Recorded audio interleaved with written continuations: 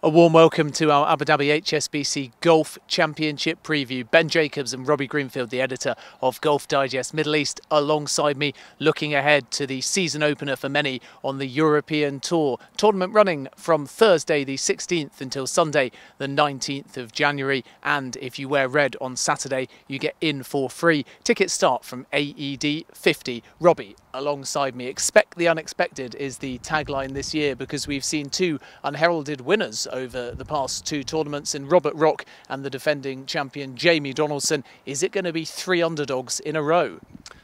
Very good question, Ben. Once again, Abu Dhabi has assembled an incredible field for this tournament. It's had carved a reputation for itself as bringing the best golfers on the planet, and it hasn't disappointed this year. We have Phil Mickelson, the Open champion. We have Henrik Stenson, who of course won the race to Dubai and the FedEx Cup last year, and Rory McIlroy, the world number 6, twice a runner-up in Abu Dhabi. But as you mentioned, the last 2 years, Robert Rock in 2012 against Tiger Woods and Rory McIlroy, the unheralded victor, and Jamie Donaldson spoiling Justin Rose's party, who led going into the final round last year. Jamie Donaldson, who's on great form, I should add, right now going into this tournament. A slightly unheralded winner, but certainly we now need to expect the unexpected. Well, Phil Mickelson is behind us on the range, just going through his final warm-ups, one of the stars here in Abu Dhabi, and back for the first time since 2011, where he finished joint 37th. How do you rate his chances? Not necessarily his kind of course, but had such a strong 2013, winning the British Open, that he will go into this season not just in tremendous form and spirits, but with a chance of completing a Grand Slam of majors. Yeah, and as we just found out from Phil earlier in his press conference, that's going to give him a ton of confidence. He's also very confident in the equipment he's got in play at the moment. Last year was a revelation for him, bringing that Frankenwood 3-wood into the bag, which helped him to win that Open Championship at Muirfield. And this year, with the same technology, he's taken it to the driver. He did mention that in his tie for 37th in the 2011 Abu Dhabi Golf Championship, he didn't drive the ball very well. He's now very confident with that club. So I think we can expect a much higher finish from Phil this year. Well, let's hear the thoughts of Phil Mickelson now. He launched the Abu Dhabi HSBC Golf Championship alongside Rory McIlroy, twirling, instead of the traditional Arabic sticks, golf clubs instead. And we caught a word with him at his official press conference. There's one thing that makes me very excited about 2014. And as I look back on 2013, I played some of my best golf and had some huge breakthroughs, but I did most of it without a driver. And this year, we have the best driver I've ever hit that lowers my spin rate just like my 3-wood. And I drive it longer and straighter with my driver than I did with my 3-wood. It's a whole different weapon in my arsenal now. And if I drive the ball well, like I have been in practice and I have been this off season, heading into this 2014 season could be the best year of my career for that simple reason. I think any major championship would make the year special and memorable. And I do believe that I'll win a U.S. Open. I don't know if it's at Pinehurst this year. It very well could be, or in the future. But I play well in that tournament too often to not believe or be confident in my ability to close that tournament out. But any major championship would make 2014 a remarkable year. Well, that was Phil Mickelson there, the 2013 British Open champion. Other big names, Robbie, in the field, including Rory McIlroy, the former world number 1, came here 12 months ago with such fanfare but missed the cut, although Abu Dhabi, generally speaking, is a tournament where he does very well. Yep, twice a runner-up here, and as we saw in his press conference earlier today, Ben, a lot more of a settled situation around Rory now. There was a lot of turbulence in his life 12 months ago with the switch to Nike. He was tinkering a lot with his bag. There was stuff going on off the course that we now know more about. And with his recent engagement to Caroline Wozniacki, he's in a much happier place. He's in a much more stable place. He's got his bag sorted out. There's been no changes. And he's started to build some momentum on the golf course. He started to get those run of results. We saw his win in Australia at the end of last year, a real confidence booster, a springboard to lead into 2014. And I don't think we're going to see Rory miss the cut this year. I think it's much more likely that we'll see him at the right end of the leaderboard.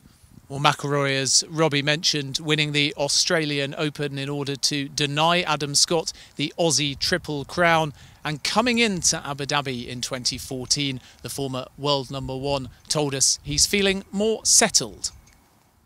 I'm really looking forward to it. I mean, I feel like I'm much better prepared heading into the first event of the season than I was last year.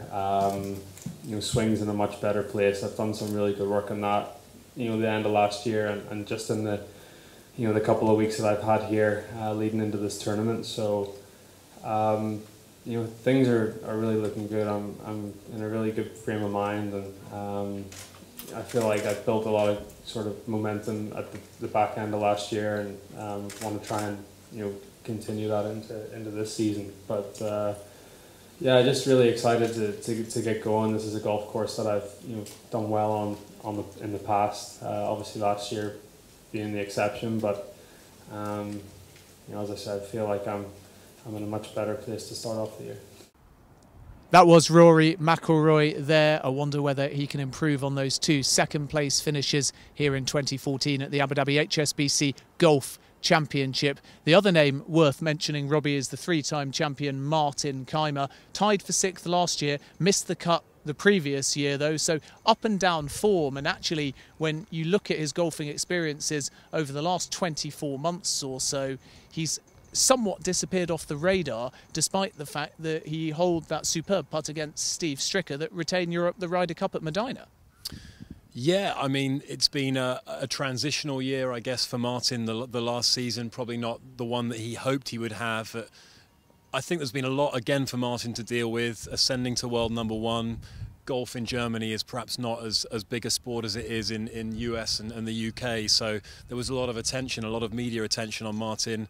Holding the Ryder Cup putt was such an incredible thing, and actually as he was reflecting, had he missed that part, it would have been career changing for him. But luckily he held the putt, and he's just starting to rebuild his game now. He's reworking back to his old short game that we've seen was so effective here. For 4 straight years, Ben, between 2008 and 2011, Martin Kaymer was 80 under par for this championship. So no one plays this course better than Martin when he's on form. And I think it's going to be difficult. He's transitioning, he's working on a short game. Perhaps we shouldn't look to him as being one of the outright favourites, but you can't discount a player who has such an incredible track record on this golf course. Martin Kaymer, former world #1, now down astonishingly at the world #41.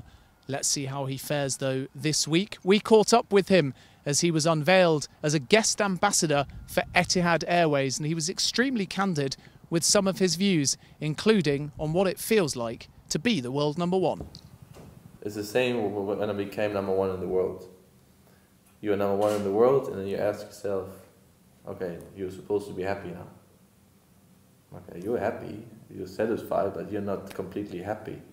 Because then you look back, and the whole way there, the suffering and the hours, the sacrifices that you put in, so the whole journey, that made me happy. Not reaching your destination. Because it's lonely. It's a little empty. So the destination, the journey, that is the fun part. And that's why I give myself new challenges every time. Even though I achieved something, I achieved the draw now, okay, draw is fine, I need something else. Because I want to have a new journey. That's the fun part. It's not, the fun is not reaching that goal. That's, I wouldn't call it fun and happiness, I would call it satisfaction, that you have done your work well. But the way there is quite nice. When you won 3 times in Abu Dhabi, every component of your game was on song, wasn't it? You putting, holding putts from all over the place and hitting the ball really well. Do you think you could arrive at the tournament this week and recapture that kind of form? Are you absolutely. That place? Yeah, absolutely. There's no doubt. I'm not playing worse or anything. Not at all. I play good golf. It's just, everybody has times where it just doesn't go that well than people expect, and what I expect from myself. Last year, every tournament I left very disappointed because I left out 4 or 5 shots every single week. and it was just because the chipping and pitching was so poor. And that's the main focus now, you know, to get back where I used to be. I mean, it's not horrible, it's okay, but of course, I mean, I have a chance to win here. Otherwise, I mean, I would not come. I rather would stay home and practice. Martin Kaymer there speaking to us a little earlier in the week as he was unveiled as an Etihad Airways guest ambassador. Two other names, Robbie, worth mentioning. It would be remiss not to discuss the 2013 Race to Dubai champion Henrik Stenson alongside former world #1 Luke Donald as well. How do you fancy their chances? Well, Henrik, obviously, as we saw just a few weeks ago in Dubai, is really in control of his game. Such an incredible player and on a real hot run of form, and it's great to see him back where we know his talent is you know, he belongs in the world's top 5. He really ought to win a major this year if he can sustain that form. So someone who's done well on the Abu Dhabi golf course, the national course here in the past, Henrik. He's come second all the way back in 2006, I believe, where he shot a course record 62. So he can go low here. Fantastic form. How has he got on during the off-season? Will he sustain it? Golf is such a fickle game. But really, from what we saw of him, we'll expect a good showing from Henrik. Luke, on the other hand, looking to rebuild after a year that perhaps wasn't one of his finest after such heroics in 2011 and 2012, where he got to that world #1 ranking. He slid way down the rankings as well. So he'll look to have a good start. He spoke about this being an acid test for him. It's such a great field here. It's the perfect venue to start the year for these big guys. And I guess Luke, perhaps this isn't really his type of golf course maybe, so maybe not someone we'd be looking for as an absolute one of the favourites, but you know, he's got great pedigree and he could contend. Well, all that's left to do, other than commiserate Robbie on the fact that his ultimate crush, Caroline Wozniacki, is now taken and engaged to Rory McIlroy, is give you our predictions. So starting with you, Robbie, a winner and an outsider for the coveted Falcon Trophy here in Abu Dhabi. Well, I'm going to favour Henrik to continue that just incredible vein of form where he dominated the entire field at the Earth course just a few weeks ago, and I'm going to say he's going to complete the set because he's won in Doha, he's won in Dubai. I think he's going to get the Abu Dhabi win to complete that triumvirate of golf wins. I'm going to go Henrik to win. As a slightly more outside player, let's look at a real popular character in the UAE, David Howe. Contended here last year, was undone by a very unfortunate 4-putt on the 12th green, but David can play well around this golf course, and he'd be someone I'd be looking to be a little bit more of an outside tip. I'm going to go for Martin Kaymer, 3-time winner, seemed in good spirits, tied for 6th last year, 4 trophies for him for my money, and my outsider always Torbjørn Olesen, the prodigious Dane who's been mentored somewhat by Thomas Bjorn, and an outside bet actually for the Ryder Cup this year at Glen Eagles as well. Joint second last year alongside Justin Rose, who's out of the tournament this year unfortunately due to tendinitis, and missed a birdie putt on the 18th to take Jamie Donaldson to a playoff, so I think he could go one better this year as well. Don't forget the village as well, plenty going on, including the Volvo Ocean Race training boat, alongside lessons in tennis and also rugby from the likes of George Gregan and Tim Henman. But the most important thing to do is swing by the Golf Digest stall as well, where you can pick up your free copy of the best golf magazine in the Middle East. That is all we've got time for. From Robbie Greenfield, the editor of Golf Digest Middle East, and myself, Ben Jacobs, enjoy the Abu Dhabi HSBC Golf Championship, and goodbye.